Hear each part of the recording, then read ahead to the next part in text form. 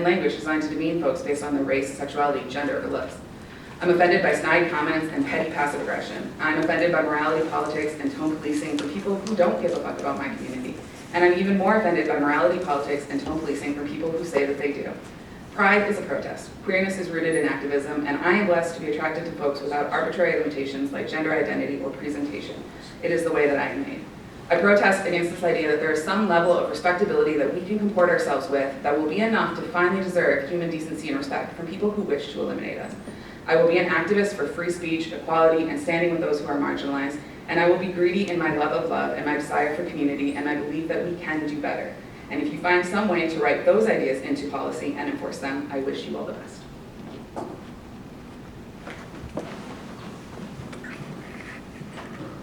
What do you guys want to do? Touch it or don't touch it? I don't.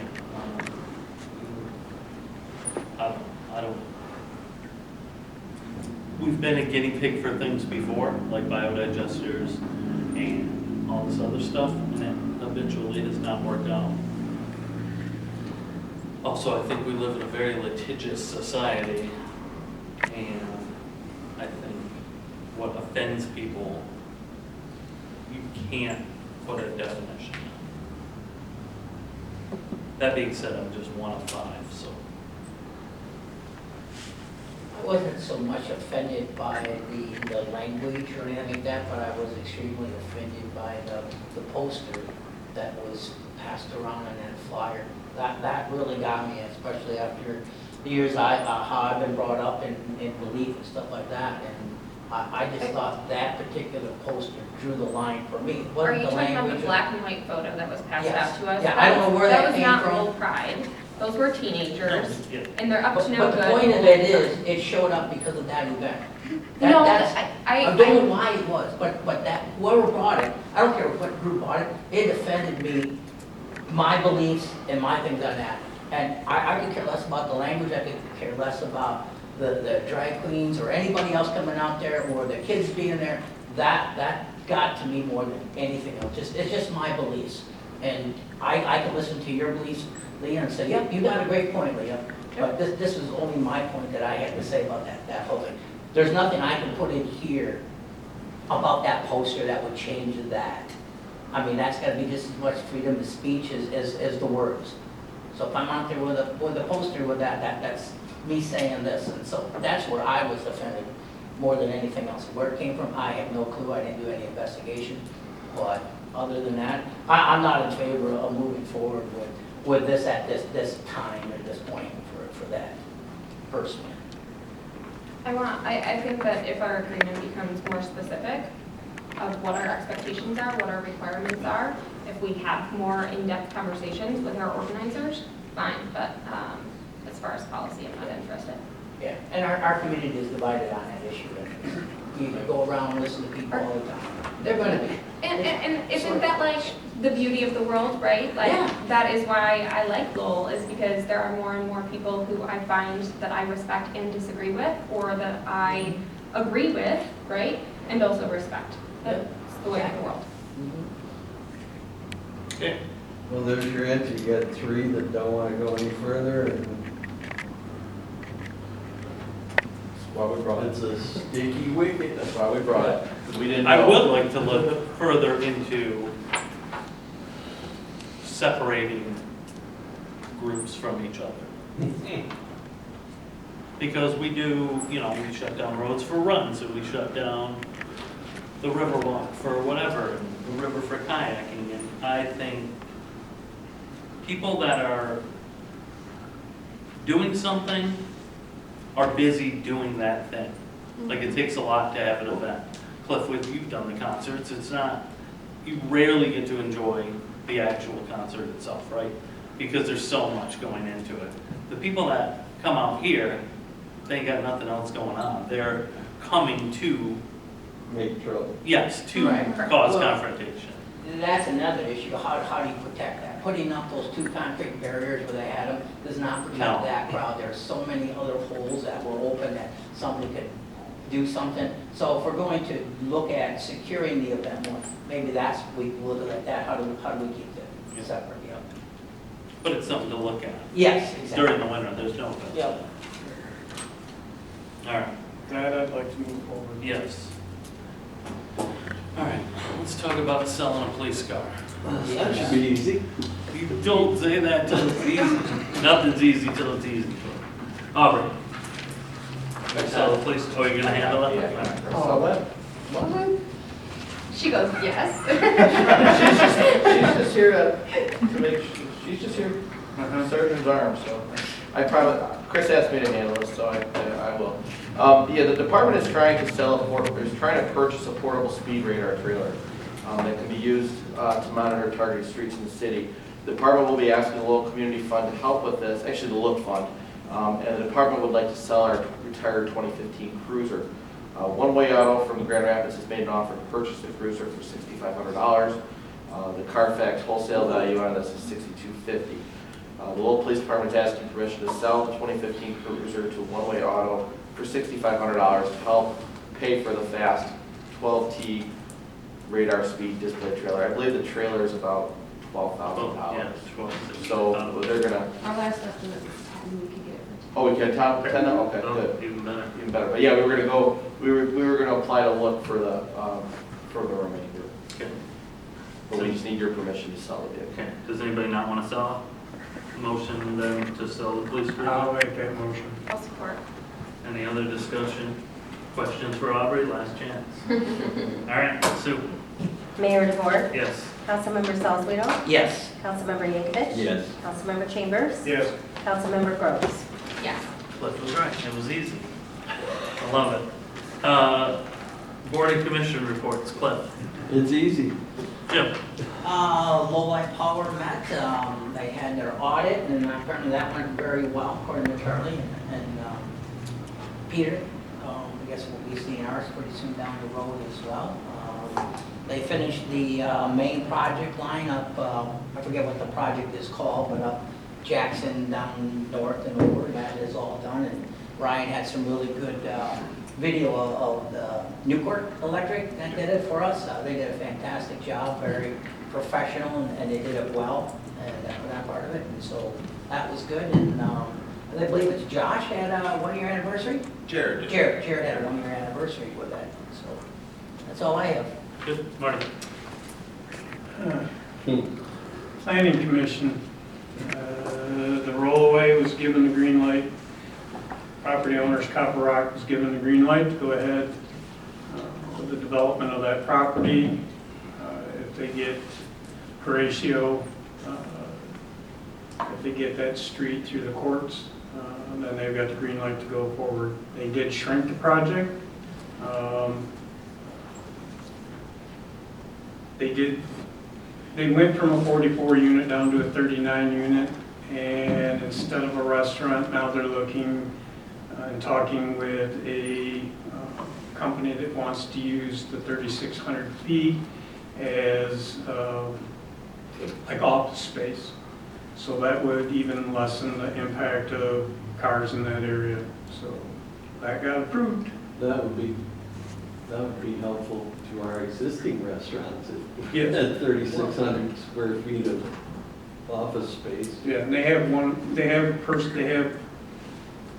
space. they have Yep. the restaurant still could be a possibility Yep. and or office. Yep. They have options. Okay. And the dumpster was a big issue, which is always an issue on any projects we do. They did agree, because it does butt up to some adjoining property, that they're literally going to enclose the dumpster enclosure. So it'll be sealed in, should help control the smell. So, Is the city still opposing the vacating of Horatio? At the moment, yes. Still going through the process. No, he said, is the city opposing it? You have already taken an action. so- Yes. Yeah. But it's still going through the court process. Right. And all parking would be on the facility now. yeah, so they basically shrinking the unit, they got it to where they had plenty of parking in their site. They did say that snow removal, they would take care of. If it's a big snow, they would truck it off site because they have very limited spots they can push it to now, but That's it. Leah? What are we talking about? Board reports.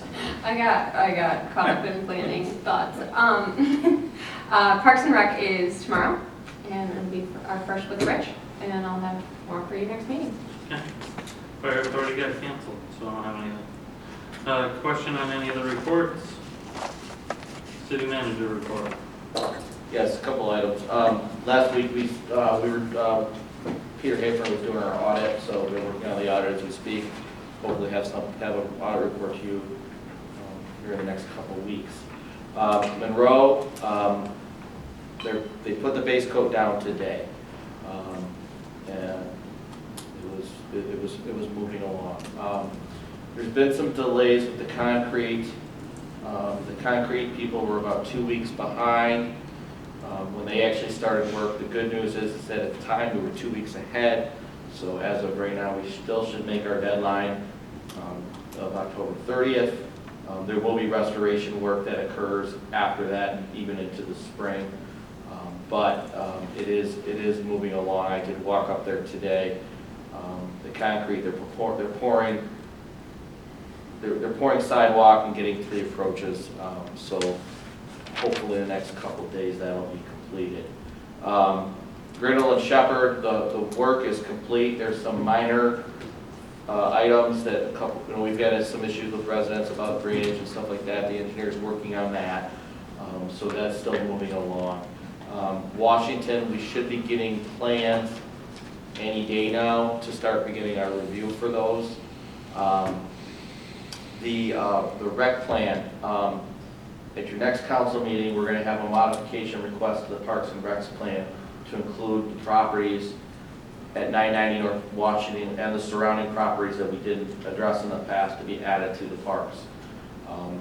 That will help us with the unilateral annexation of 990 North Washington. Can I make a request on that? Sure. Is that we include the parcel numbers along with the addresses? We can do that, yeah. We can do that. And then lastly, I was at a seminar on Wednesday. There's been modifications to state law to allow our Brownfield Authority to utilize Brownfield TIF to assist with affordable housing projects. This just came down the pike just recently, so I'm still learning about it. But one of the items that was suggested is putting together some sort of an affordable housing plan. So I have reached out to Kent Housing Next, which is the nonprofit in Kent, Ottawa County, that really leads with affordable housing issues to see how they can help us with that. Also, I am working with FROM on this issue. When I went to the session, I ran into Wendy Priest, and I immediately told her about this. So I'm actually reaching out with her the next couple of weeks to meet with her about this as well. So that's all I have. Okay, any questions? Nothing on appointments. Cliff, some council comments? I have a comment, a thought about I live on Monroe Street. There's been some communication problems, and I get it. And I thought next year, maybe whoever the winning contractor is could get one email address from each home, and that way they It's a could. good idea. Well, because, they put a sign on our door, this is going to happen, well, then it rains, and then Yeah. this, and it's like, and I'm not faulting them, I'm just saying, a much easier way would be just to say, hey, here's the latest, and be easier for them and Yeah. Washington. Agreed. Oh, Rich is writing that down right now as you say it. Really? You wrote it down? Yes. Thanks, Rich. Saturdays, dude. Yeah. He's clean. Don't listen to what I have nothing to say. Marty. I've got a couple things tonight. First of all, coffee with council, Jim's taking it over. Barry and Susan were there. It was quite interesting. We had a pair of business owners, Ron and Karen Wade, come in, very upset that MDOT does not inform everybody well in advance when projects are going to be done on M21. and no matter how you tried to explain it, they kept repeating the same question over and over, right? They felt like the city council, Yes. as I think Susan and I pointed out, it's really, you need to go and talk with your representative and the Department of Transportation. So that was quite interesting. The second thing, Harry brought up Lowell's First Look article.